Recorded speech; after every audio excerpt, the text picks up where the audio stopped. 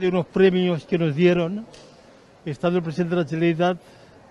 hice hincapié de la falta de apoyo que hasta ahora había tenido el Banco de Alimentos en Valencia, después de 30 años trabajando y después de estar dando una cobertura a unas 62.000 personas todos los meses, como estas familias que hemos visto aquí. Y la verdad que ha habido muchos apoyos. Tengo que decir que todo esto hasta ahora ha sido posible, y es posible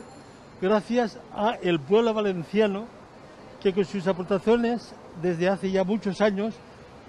aportaciones que van de familias que dan 24 euros al mes a otras que a lo mejor te dan 2.000, hacen posible que el Banco de Alimentos pueda abrir la puerta todos los días y dar, repito, cobertura a unas 62.000 personas, cosa que hasta ahora